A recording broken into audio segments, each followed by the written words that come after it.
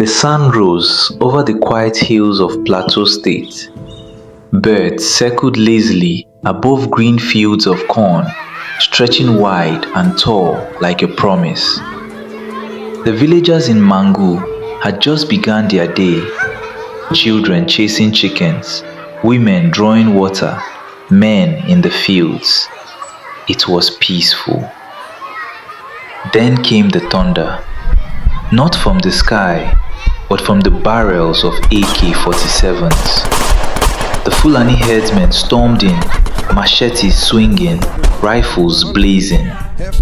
Cows trampled the crops.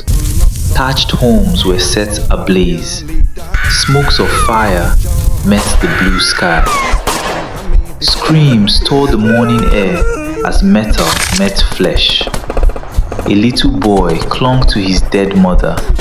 A man's head was severed before his son's eyes. Blood soaked the earth. There was no mercy, no warning, only fire, blood, and death. Some Fulani were naked from the waist up, bodies smeared with chalk and red powder, charms dangling from their necks, invoking unseen forces. One of them danced barefoot in the flames, chanting incantations as he plunged his blade into an elderly woman's stomach. They laughed while they killed. They sang as they slashed. Innocent people, men, women, children were butchered like animals. Entire families wiped out. A father beheaded before his daughter's eyes. A mother roasted inside her burning hut. It was a bloodbath in broad daylight. From his small, humble room in Ijebu Ode, Ogun State, Alabi, a secluded prophet, knelt to observe his prayer devotion. As he prayed, he saw the horror in a vision: the smoke, the crying, the slaughter. He opened his eyes. His entire body began vibrating, earnestly forcing back tears. He picked up his phone and called Governor Lawan. "Your Excellency," Alabi said in a deep tone, "Mangu is under attack as I speak. The herdsmen are there, now." Startled, the governor acted swiftly. "Stay on the line," he said, patching the prophet through to General Umaru of the Nigerian army. The general comes through, and Governor Lawan asks if there was any ongoing attack in Mangu. The general emphatically said no. The governor said to the general, "This prophet thousands of miles away saw a vision of an ongoing massacre, and I know him well. He is a trustworthy voice.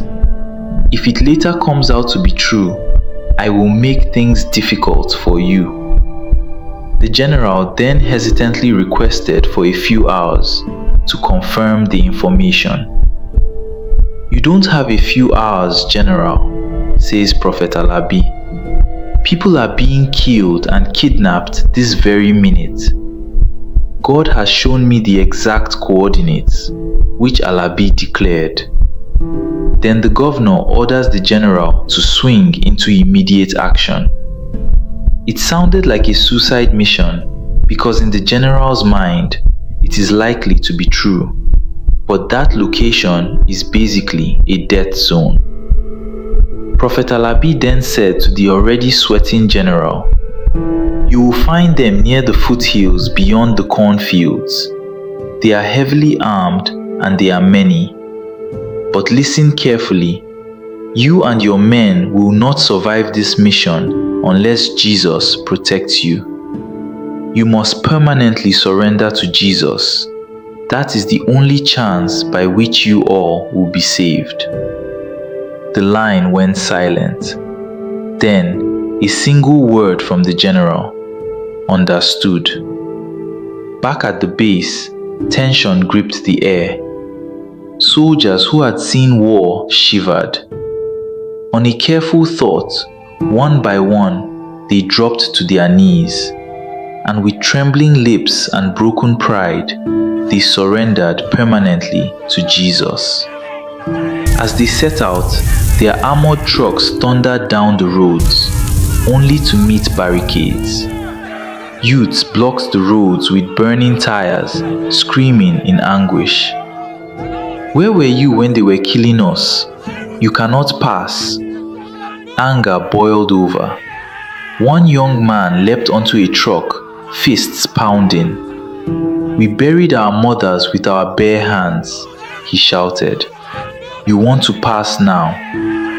It almost turned violent, but from the crowd emerged a woman, elderly, thin, eyes hollow. She raised her hand. Her voice was broken, but firm. "I lost my husband and 3 children," she said. "I buried them myself." The crowd quieted. Tears streamed down her cheeks. She took a deep breath and said, "Let it not be an eye for an eye, or a tooth for a tooth. Bless those who hate you. If anyone slaps you, turn the second one." The crowd wept.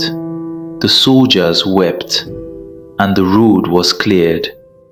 As they approached the battlefield, the soldiers encountered charms scattered in their path, fetishes hanging from trees, amulets buried in the ground, the air charged with native chants, filled with curses.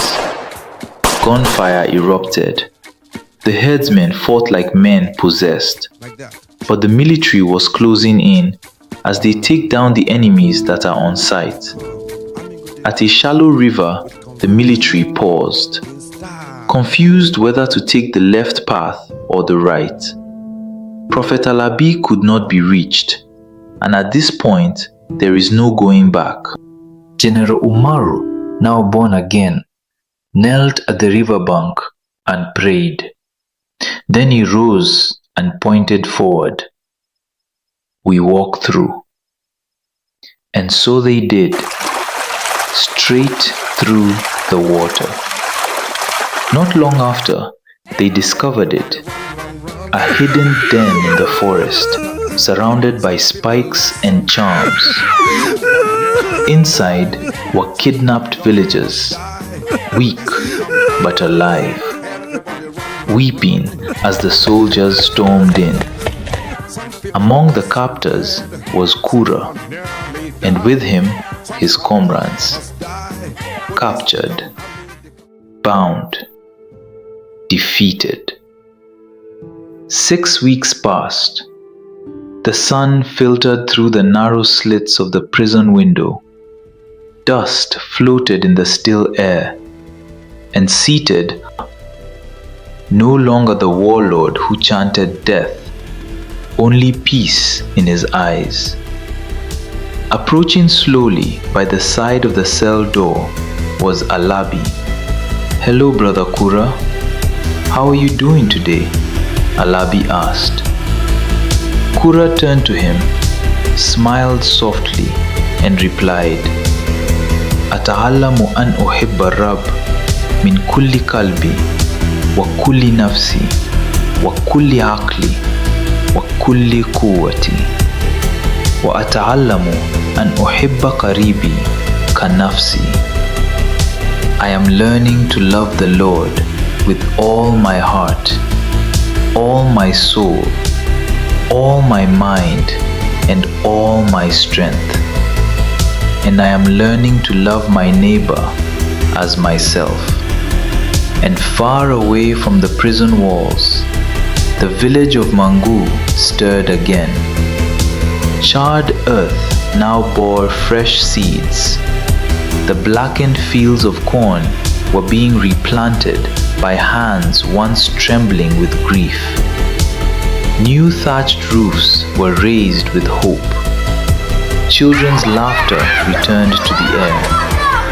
A well dug deeper than before, clean water flowing.